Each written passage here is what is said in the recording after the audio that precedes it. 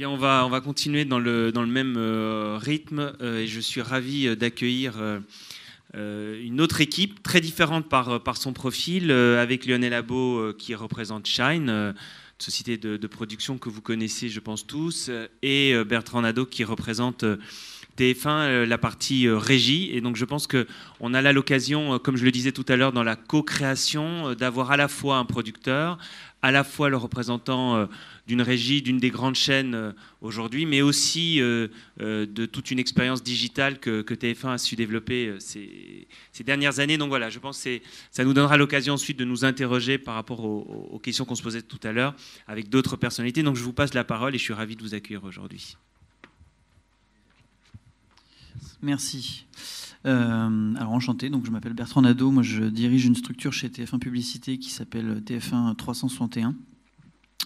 361 parce qu'on essaye de mettre un territoire cross-média à la sauce TF1 et l'objectif et les enjeux de ces structures, c'est de développer des activités de sponsoring et d'opérations spéciales qui ont été regroupées en une seule et même structure parce qu'on s'aperçoit de plus en plus qu'en fait il y a des ponts entre l'un et l'autre, c'est-à-dire que l'activité sponsoring peut nourrir celle d'OPSP et dans l'autre sens, celle d'opérations spéciales et de brand content par exemple, peut aussi générer un retour sur le sponsor d'une émission. Et Lionel peut-être. Oui, donc moi je gère à la fois la création, le développement des émissions, leur développement sur les stratégies digitales également, et la diversification et les produits dérivés. Le but de cette organisation, c'est de faire en sorte que dès le départ, dès la création de l'émission et dès son adaptation et sa vente aux chaînes, on la réfléchisse comme réellement une marque programme qui puisse évoluer sur tous les supports, qui puisse se raccrocher via ses valeurs à différentes marques. Et c'est comme ça qu'on essaie de travailler en collaboration notamment avec Bertrand. Alors, on n'est pas 361, on n'est que 360. Je vais peut-être rebaptiser ça 362. On verra. Mais... Tu peux. Alors, je vous ai mis juste un slide introductif. Pourquoi ? Parce que c'était important de remettre la stratégie du contenu dans un contexte encore plus global. C'est vrai que ça fait maintenant 3-4 ans qu'on s'est pas mal développé sur cette activité de monétisation des contenus digitaux et de création de contenus digitaux pour des marques, en s'appuyant sur un écosystème finalement où on part d'une antenne qui s'est beaucoup digitalisée. Alors, représenté, on fait notre autre promo, mais par exemple comme un programme par Danse avec les stars qui était une acquisition d'un programme aux États-Unis qui n'était pas réellement 2.0 lorsque TF1 l'a acheté. Et puis TF1 l'a travaillé en lui mettant beaucoup de digital, beaucoup de social, pour rendre le programme aussi un peu plus attractif sur une cible un peu plus jeune. C'était évidemment un des enjeux, donc on s'appuie dessus. On a aussi des animateurs qui sont engagés avec, en plus, le VRP numéro 1 de Twitter avec Nikos, par exemple, mais il n'y a pas que lui. Parce que les autres animateurs aujourd'hui ont conscience que leur existence et leur vie sur le digital est importante pour eux. Et elle est importante pour eux et aussi elle est importante pour le public puisque ça permet évidemment aux téléspectateurs d'interagir. Donc on s'appuie aussi sur ces personnalités-là. Et enfin, cet écosystème qui part de l'antenne et des animateurs, on essaye de le mettre à disposition des marques pour trouver comment, en s'appuyant sur tout ça, on peut faire rentrer des ADN de marque au sein de nos émissions, voire donc de la production spécifique pour elles. Et c'est le cas de ce qu'on va dévoiler aujourd'hui sur Cacharel à mort autour de The Voice. C'est un exemple parmi d'autres. Peut-être un des plus aboutis, mais il y en a évidemment d'autres. Alors, un des plus aboutis pour nous, je parle bien pas dans l'absolu, n'y voyez pas de présomption. Donc, à mort sur The Voice, c'était quoi l'idée ? C'est que Cacharel cherchait à parler à une cible assez jeune, évidemment, plutôt des jeunes filles de 13 à 19 ans. Et finalement, quand ils sont venus nous voir, on s'est assez vite aperçu que sur The Voice, il y avait une partie de cette cible qui était très très captive, très engagée, qui regardait évidemment beaucoup le programme, qui échangeait énormément sur les réseaux sociaux autour de ce programme. Et donc, avec Lionel, on s'est mis à la recherche d'un contenu qui permettrait à la fois d'animer la communauté et puis de lui proposer un contenu vidéo susceptible en plus de l'intéresser et de l'engager. Pour ce faire, on a endorsé une personnalité à la fois de la première saison de l'émission, puisque Louise était une candidate de la saison 1, mais qui avait été aussi présente sur la saison 2, puisqu'en fait elle était ce qu'on appelle vie reporter. Donc Voice Reporter, elle fait le lien entre les animateurs de la chaîne, le public, et finalement elle fait le lien entre le virtuel et le réel. Donc elle était aussi présente dans l'émission en saison 2. Donc c'était une personnalité qui incarnait la saison 2 de The Voice. Et Louise, on l'a pris comme ambassadrice de la marque. Parce que moi, je vois qu'un des grands enseignements à la fois du contenu, mais surtout du social, c'est que l'ambassadeur est assez nécessaire pour générer de l'engagement. C'est-à-dire que ça rend l'action beaucoup moins froide, ça permet à une communauté de s'identifier, ça permet d'avoir des porte-paroles, et finalement, ça simplifie et ça engage énormément les choses. Alors, pour rentrer et pour mieux l'exprimer, on va vous montrer la vidéo du cas, qui je pense parlera encore mieux que des slides, et après on vous parlera un peu plus spécifiquement de la façon dont on l'a monté.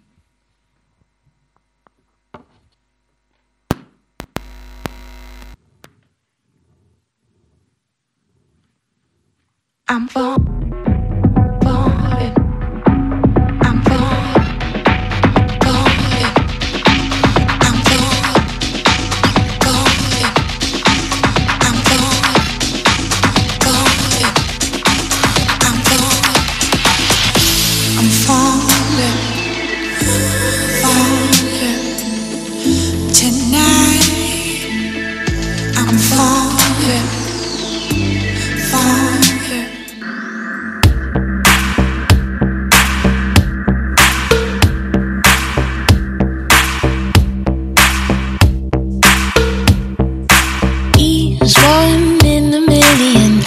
Bonsoir à tous, comme chaque semaine, je vais passer un moment privilégié avec les talents qui vous ont le plus ému, séduit et fait craquer pendant le prime.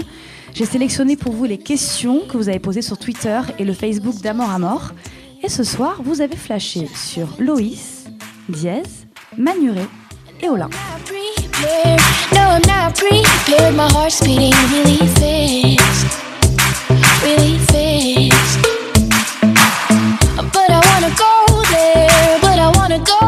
Let's walk a little further.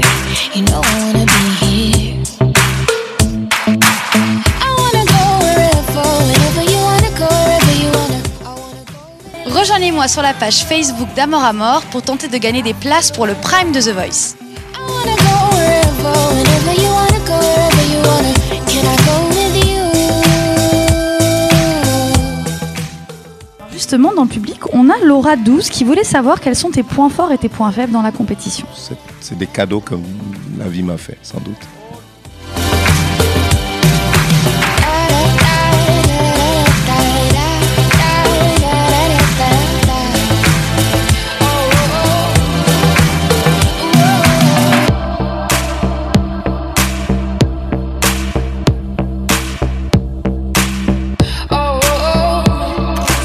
Qui décidez qui reste dans la compétition et qui sera avec moi la semaine prochaine. Alors n'hésitez pas à poser toutes vos questions sur le Facebook et Twitter d'Amor à Mort. À la semaine prochaine avec Amor à Mort in a Flash.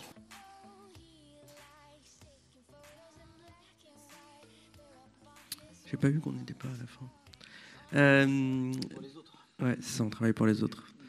Donc la façon dont a été produit ce contenu, déjà d'une part, c'est un contenu qui est parfaitement intégré à la stratégie digitale de The Voice, puisque, comme le disait Bertrand, Louise, avant d'être ambassadrice de la marque, elle était donc V-reporter, donc entre guillemets animatrice du web pour The Voice. Il faut savoir que sur ce programme-là, on produit, en dehors des opérations spéciales, déjà 300 bonus exclusifs pour les internautes qui leur permettent de découvrir les coulisses de l'émission, des showcases privés, des choses comme ça. Donc il y a déjà une vie digitale autour de The Voice qui est extrêmement forte, et on voulait que le contenu qu'on propose à Cacharel, il soit parfaitement intégré là-dedans.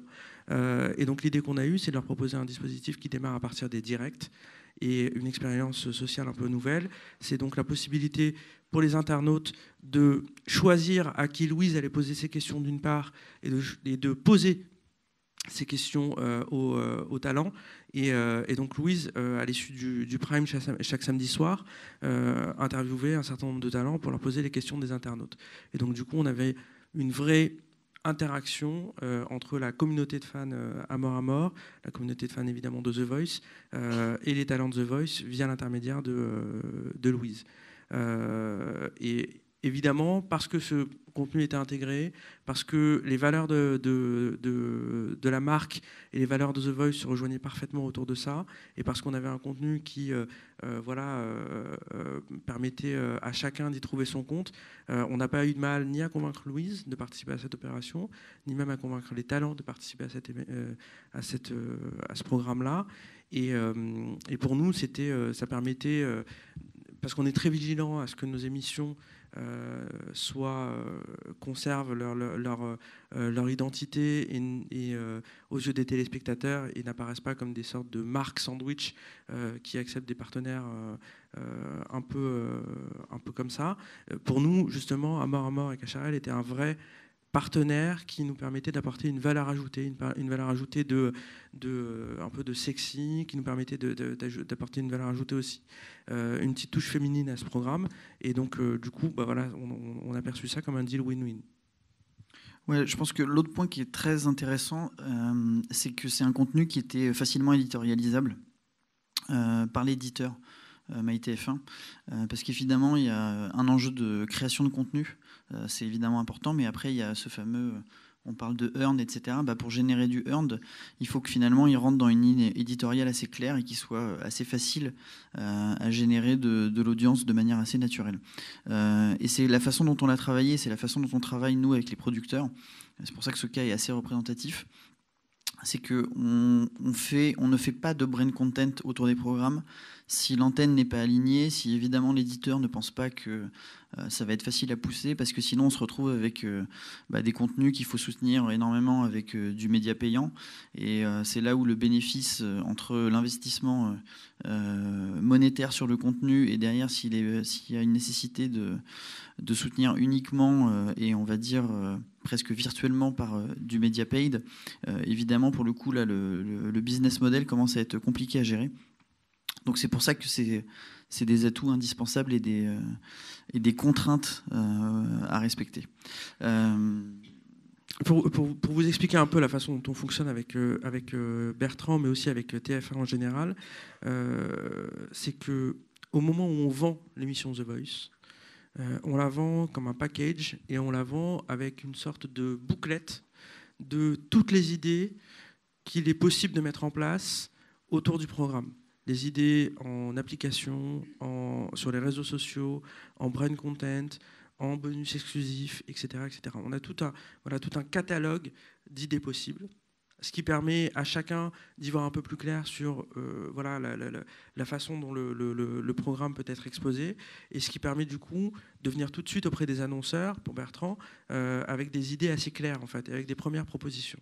Et dans un second temps, une fois qu'on voit qu'on a un annonceur intéressé, on travaille ensemble pour faire en sorte que ce contenu il soit vraiment le plus personnalisé possible pour la marque et que la marque puisse s'y intégrer de la façon la plus fluide et la plus forte possible.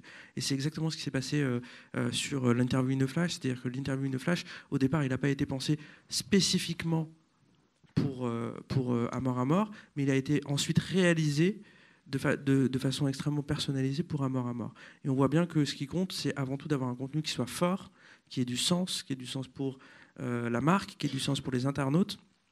Et c'est en ça que À Mort peut s'y intégrer de façon intelligente.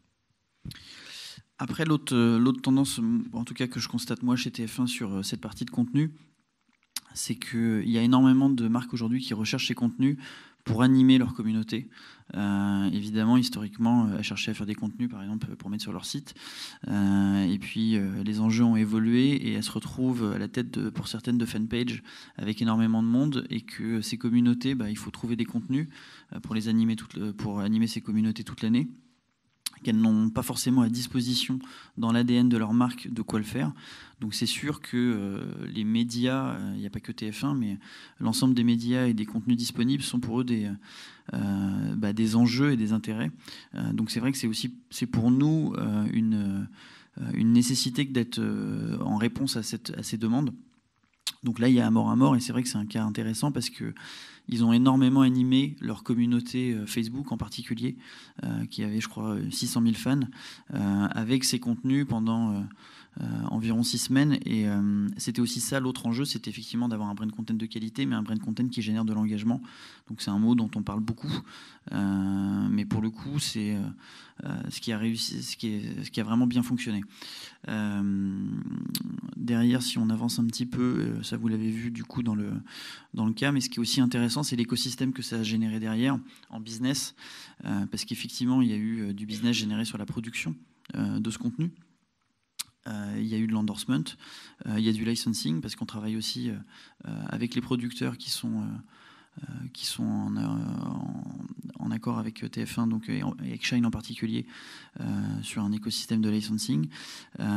Et puis, ça a généré évidemment de l'achat de médias autour. Donc, c'est une très belle OP, parce que en partant du contenu, on a réussi à générer un business tout autour, ce qui est vraiment l'enjeu je pense pour nous tous. C'est de ne pas juste faire du contenu qui soit déficitaire. C'était le point d'avant. C'est pas forcément facile, mais c'est que finalement chacun s'y retrouve. Donc pour nos régies, qu'on arrive à vendre du média, parce que moi c'est mon objectif. Pour les producteurs, qu'ils arrivent à monétiser encore un petit peu mieux leur contenu.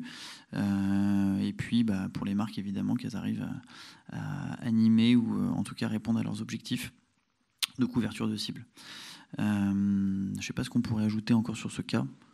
Sur ce cas, rien en particulier, mais dire qu'effectivement, c'est un travail qu'on fait, que nous, Shine France, avec TF1 et avec les autres chaînes, on essaie de systématiser. Donc, avec TF1, on le fait donc, sur The Voice, on le fait sur Masterchef, on le fait sur Baby Boom, sur The Best. On essaie vraiment de faire en sorte que chacune de nos émissions puisse être une sorte de container pour pouvoir accueillir différentes sortes d'opérations spéciales. Évidemment, des opérations spéciales qui aient toujours un sens par rapport à nos émissions et par rapport à la chaîne. Mais voilà, on essaie de réfléchir nos émissions dès le tout début dans ce sens-là, de façon à ce que l'intégration puisse se faire au départ et pas a posteriori dans quelque chose un peu qui pourrait être bancal, mais au contraire qui soit le plus anticipé possible et qui permette la meilleure intégration possible. Voilà. Et c'est vrai que ce que je disais tout à l'heure, c'est la façon dont ça peut se générer entre sponsoring et opération spéciale. Un autre exemple qui sort de Cachalm mais qui est sur Masterchef. Historiquement, par exemple, quand on a travaillé sur des recettes de brand content avec Elevir sur Masterchef, la démarche initiale était du pur brand content il y a 3 ans. Et c'est parce qu'on a eu une démarche de brand content intéressante avec des contenus qui ont plu à cette marque que derrière, la marque a fini par sponsoriser l'émission qui n'était pas leur objectif au départ.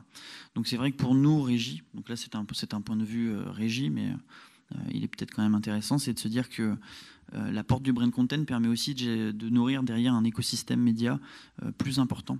Donc c'est un enjeu pour les marques, c'est un enjeu pour les régies. Et puis c'est un enjeu pour les producteurs qui permettent de faire de la diversification. Je confirme. La dernière chose, juste un petit peu en projection, c'est qu'on travaille évidemment toujours sur des notions de contenu, mais on est en train aussi d'essayer d'y ramener de la data. Alors l'autre fameux, on aura fini avec les buzzwords, mais c'est vrai que d'essayer d'aller vers des notions de brand content personnalisé, c'est, je pense, pour nous un des enjeux. Donc on l'est déjà dans À mort, mais finalement on segmente sur des jeunes femmes 13-19 ans. Mais la data doit permettre d'avoir encore un peu plus de finesse et du coup d'avoir une segmentation et une sous-segmentation des contenus qu'on peut proposer sur l'ensemble des cibles. C'est un de nos objectifs, donc c'est évidemment, il faut connaître mieux ces internautes téléspectateurs. Et c'est ce qu'on fait, puisqu'on est en train, par exemple, nous, de ramener sur MyTF1 beaucoup d'authentification, qui nous permettra d'un peu mieux connaître et d'un peu mieux cibler nos internautes pour leur proposer un brand content encore plus adapté. Voilà. Merci beaucoup. Avant de passer la parole, peut-être quelques idées qui ont été exposées. Je pense intéressant peut-être de souligner déjà, à la différence des deux premiers cas qu'on a entendus tout à l'heure, on a là, et dans notre réflexion c'est intéressant, la complémentarité des écrans. On a bien vu qu'on utilise plusieurs écrans qui viennent écrire une histoire de marque. Ce qui est intéressant aussi, et je pense que sur les questions peut-être que vous aurez, il y a par rapport aux deux premiers cas, on a un format qui est d'abord un format antenne, et qui devient un format qui sert les intérêts de la prise de parole de la marque sur un des écrans ou sur plusieurs écrans. Masterchef, Baby Boom également avec vous ont été des exemples qui auraient pu venir aussi en complément de ce qu'on a développé ici. Et puis la data aussi, on la laisse toujours de côté avec la création qui serait d'un côté et l'analyse des comportements dans la data de l'autre côté. Ce qui est intéressant, et je pense que Daniel Beau a dû le développer hier dans sa conférence, c'est qu'on voit bien que le brand content est une source d'enrichissement de la culture de marque, ou en tout cas de l'expression de la culture de marque, qui elle-même s'analyse à partir des datas que le brand content, de par sa forme d'engagement et d'expérience plus forte finalement qu'un spot de pub, est susceptible d'apporter. Voilà. Donc peut-être que vous avez des questions dans la salle. Je voudrais savoir qui facture le client, la régie ou la maison de production? Alors, c'est la régie qui sert d'intermédiaire. Mais je ne sais pas ce qu'il y a derrière votre question. Non, mais si c'est juste, c'est la régie. Mais tout à fait. Mais alors, pour le coup, pour vous donner, si c'est peut-être ça qu'il y a derrière, nous, côté régie, on n'a pas d'enjeu de levier quelque part de survaleur sur le brand content. L'objectif qu'on a sur ces opérations-là, c'est pas d'aller gagner de l'argent sur la production côté régie, c'est plutôt de permettre de nourrir un écosystème. C'est pour ça que j'insistais beaucoup là-dessus, parce que c'est pas notre objectif premier. Il y a évidemment Lionel, lui, doit gagner sa vie, il doit y avoir une économie de modèle, ça c'est important. Mais pour nous, côté régie, c'est plutôt de gagner notre vie avec de la médiatisation de cette opération. Donc, exactement. Mais ça nous permet, et c'est les cas qu'on a montrés, ça nous permet vraiment de le faire. Est-ce qu'on peut essayer de mieux nous montrer en quoi l'opération n'aurait pas pu exister sans la maison de production Shine, porteur d'un format, et sans la chaîne TF1, sans la régie et sans l'écosystème digital de la chaîne. Enfin, bref, ce que j'aimerais, c'est mettre en exergue la complémentarité des profils et des interventions, et de montrer que cette complémentarité permet aujourd'hui, pas dans tous les cas, mais sur certains cas, et celui que vous nous avez montré, en tout cas ça l'est, d'apporter, de développer des brand content riches. Alors, moi, ça me permet, oui, effectivement, c'est une très bonne question. Il y a une chose qui est sûre, c'est que vous avez un marché qui est en train de se structurer de manière différente. Nous, chez TF1, on n'est pas sur une structure de brand content intégrée, puisqu'en fait, on s'appuie sur des producteurs et des experts type Shine 360, mais on ne travaille pas qu'avec Shine, on travaille aussi avec d'autres boîtes de prod comme Endemol, par exemple, qui ont leur structure de diversification. Excuse-moi, je suis quand même obligé de le dire, qui ont leur structure de diversification. Et c'est vrai qu'aujourd'hui, les grosses boîtes de prod sont en train de se structurer ou se sont déjà structurées là-dessus. Mais qu'est-ce que ça change? Alors peut-être juste pour souligner par rapport à mon introduction... ce que ça change... Oui, par rapport à une agence média qui viendrait te dire, très bien, on va prendre un de tes formats, nous on s'occupe de la prod, on a une équipe, certaines agences médias sont équipées comme telles. Qu'est-ce que ça change dans la construction de la mécanique, peut-être même de la création, de le faire directement avec la société de production? Déjà, nous, on le propose. On le propose dès le départ. On le propose avec le format. C'est-à-dire qu'on ne vient pas juste en disant, voilà, on a une émission de télé, ça va être super, mais on vient en disant, on a une émission de télé et on a tout le reste. Et on se porte... ce qu'on veut, c'est rester dans notre rôle de producteur pas seulement du contenu télé, mais de producteur de contenu sur tous les supports. Ça veut dire que de par ce rôle-là, on est dans l'obligation de venir avec des idées, d'une part. Donc c'est ce qu'on fait. Quand on va pitcher The Voice, on va le pitcher à la fois à l'antenne, à la régie, à ITF1, à TF1 Entreprise, avec pour chacun des choses auxquels ils vont pouvoir adhérer ou pas, et qu'on va fine-tuner ensemble, mais en tous les cas, des idées de base. Et puis après, on est les garants aussi sur la production. À partir du moment où on utilise notre marque, quel qu'en soit le support, on a à cœur de faire en sorte que jusqu'au bout, ce soit nous qui en ayons la responsabilité de fabrication. Donc à partir de là, voilà, on reste dans notre rôle, on ne va pas éditer les contenus, mais on reste dans notre rôle de producteur jusqu'au bout et quel que soit le support. Ça permet aussi, je pense, d'accéder vraiment au noyau même de l'émission, parce que, déjà, encore une fois, avec Lionel, nous, on n'est pas là pour se substituer à qui que ce soit. On travaille en collaboration. Là, vous avez vu d'ailleurs sur le film, il y a Moxie, la marque des... Ils seront là tout à l'heure. Voilà, donc reposer des questions de Zenith si vous voulez interroger Optimédia, c'est la structure d'opération spéciale, entre autres, de Zenith Optimédia. Évidemment, c'est du travail collaboratif. Ça veut dire que ça ne veut pas dire qu'on remplace Moxie, pas du tout. On travaille avec eux. Lionel interagit évidemment aussi, lui, directement avec les agences médias. Mais l'agence média va donner l'input sur les besoins de la marque et des idées aussi, parce qu'évidemment, c'est du push et du pull. Lionel arrive avec des idées, mais évidemment, il y a aussi des agences qui nous sollicitent. Et après, on construit ensemble. La différence, c'est que grâce à Lionel, la construction du contenu se fait dans le respect pur de la ligne édito. Ça nous permet d'accéder, Louise, si on ne passe pas par la société de production qui produit l'émission, on n'arrivera pas à engager une personnalité ou un animateur comme on l'a fait sur cette opération. Donc ça permet vraiment de rentrer au cœur de l'écosystème et d'avoir, on va dire, la quintessence même du programme et non pas de juste surfer autour. Je pense que c'est ça l'intérêt de travailler avec la maison qui édite le programme. Et dans le processus créatif, la marque était là ? Tout à fait. Bien sûr. La marque est là, soit elle mandate son agence, mais à un moment ou à un autre, elle interagit, parce que quand il faut se rendre compte que Louise, c'est la vraie porte-parole de Cacharel, il faut que la marque s'en rende compte. Donc, par exemple, évidemment, elle l'a rencontrée pour voir si ça fitait vraiment avec ce qu'elle voulait véhiculer comme ambassadeur. 2, elle a un contrôle évidemment sur la publication et donc la qualité des contenus. Donc la marque était présente dans l'ensemble du processus créatif avec son agence, mais c'est un travail à 4. Il y avait L'Oréal autour de la table, il y avait Moxie, il y avait Shine, il y avait TF1. Donc c'est vraiment un travail collaboratif. Des questions ? Pas de questions ? Oui.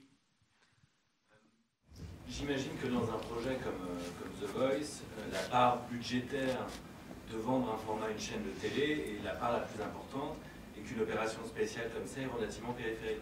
Et ma question aussi bien pour TF1 que pour Shine serait de savoir, donc vous anticipez toutes sortes de propositions autour, est-ce que budgétairement c'est important dans la production ? Est-ce que vous dites, dans la vente de ce format, on va avoir une forme de rétribution assez importante par tous ces à côté.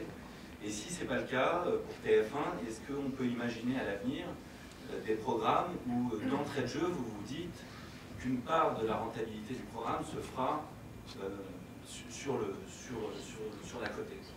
Je propose qu'on divise en deux. D'abord, est-ce que dans l'opération The Voice, avec vraiment la part de ce brand content est significative et chacun peut être dans votre PNL. Et puis ensuite, est-ce que demain, on aura des formats où la part de financement du brand content viendra quasiment à équivalence avec la part de financement venant de la chaîne, ou même plus, peut-être. Donc voilà, c'est peut-être ça la question. Donc on va bien séparer pour avoir deux réponses bien précises. Non, parce que c'est dommage, je vais commencer par la fin, mais le jour où la régie saura monétiser les contenus à la hauteur aujourd'hui des investissements faits par la chaîne sur la production, alors moi déjà j'en serais ravi personnellement, parce que du coup c'est vrai que je gagne beaucoup d'argent. Non, c'est pas encore, on n'en est pas encore là, parce qu'effectivement, mais en plus on parle d'émissions qui ont des coûts de grille, qui sont des coûts très importants. Donc ça les vaut, mais quand même. En tout cas, le business aujourd'hui qu'on a en face de nous, et je pense que c'est un peu l'ensemble des messages qui sont passés, c'est que les marques mettent plus d'argent, donc il y a la citation de Nicolas Bordas qui dit que plus on va mettre finalement d'argent sur le contenu, peut-être moins on a besoin d'acheter de médias. peut-être, et c'est vrai dans certains cas. Maintenant, on s'aperçoit aussi quand même que n'importe quel contenu, quand il n'est pas starté en média, un minimum, il a quand même du mal à émerger, même le meilleur contenu. Mais du coup, on n'est pas encore dans ce business model, donc pour moi, en tout cas pour la réponse de TF1, c'est un business d'amortissement, in fine, et c'est un business qui nous permet à nous de régénérer quand même un écosystème. C'est la marge. Voilà, c'est de la marge. Sur l'activité de diversification, non, ça commence à être important. Sur l'activité digitale et le PNL digital de TF1, là, ça commence à compter beaucoup plus. Je pense que ces opérations-là, elles peuvent ramener à l'aune du digital environ peut-être 20% du chiffre d'affaires. Donc ça commence à compter dans le PNL digital. Dans le PNL télé, pour l'instant, ça reste à la marge. Lionel ? C'est moi. Non, pour ce qui concerne Shine, évidemment, en fait, nos objectifs 360, ils sont relatifs à la puissance de la marque télé qu'on a en face. Et donc, quand on a un programme comme The Voice qui fait jusqu'à 10 millions de téléspectateurs, on a de gros objectifs sur le 360, que ce soit en diversification ou que ce soit en opération spéciale sur le digital. Vous dire que ça nous rapporte énormément d'argent aujourd'hui, ce serait vous mentir. Effectivement, c'est pas le cas encore. Mais ce qui est sûr, c'est que effectivement, ça fait partie. On ne peut pas ne pas avoir de gros objectifs et d'objectifs ambitieux quand on a une émission qui fait des audiences aussi puissantes. Et est-ce que demain, on aura un programme qui sera majoritairement financé par les marques, tout en restant un vrai programme de divertissement, et de manière égalitaire ou minoritaire par une chaîne chez Shine? Je vais vous répondre là-dessus avec quelque chose de concret. Déjà, en France, on est quand même relativement contraint quand même par la régulation. Mais Shine France est en charge de tous les territoires francophones. On travaille sur d'autres territoires que la France, sur certaines de nos émissions. Et effectivement, le modèle, en fait, il est de voir le programme 100% financé par 4, 5 gros sponsors qui, sans qu'il y ait... il y a la même interdiction d'avoir la présence de la marque comme on l'a en France, mais pour autant, il y a une certaine forme de souplesse dans l'intégration de la marque au sein du contenu, qui fait que oui, aujourd'hui, des marques comme Coca-Cola, enfin voilà, les grosses marques sont prêtes à jouer le jeu et à faire en sorte que... et à financer le programme pour être à l'antenne et pas seulement autour de la télévision. TF1 ? Je pense que c'est surtout un problème législatif. Pour qu'on y arrive, il faut que la loi change. Je ne parle pas que du placement de produits, parce que ce n'est pas le placement de produits qui financera l'intégralité de la création télévisuelle. Maintenant, il y a même plein de contraintes quant au fait qu'un produit diffusé en télé soit produit par une marque, par exemple. Rien que ça, c'est pas possible. Donc, il y a un cadre législatif en fait qui ne permet pas de faire ça aujourd'hui. Donc, on est obligé de passer par des canaux digitaux, et les canaux digitaux aujourd'hui et les budgets qui y sont alloués, malheureusement, permettent pas encore de faire vivre tout l'écosystème de la production tel qu'on l'aimerait, parce qu'il y a quand même beaucoup de producteurs de talent, on va dire, en dehors d'un écosystème de producteurs télé, qui aujourd'hui sont pas rétribués à la hauteur de l'énergie et de l'investissement qu'ils mettent, mais parce que il n'y a pas le média qui va autour, qui permet de justifier ça. On est encore parfois dans des ratios où quand 50% de ton coût de prod, tu es à plus de 50% du coût de prod versus le coût de diff, typiquement, tu as des marques qui se disent qu'il faut donc réduire le coût de prod pour pouvoir l'amortir. Donc voilà, c'est assez complexe. Avant de passer à la prochaine intervention, est-ce qu'il y a une dernière question ? Non ? Alors merci beaucoup, messieurs. Merci. Pour la qualité de la présentation. Merci.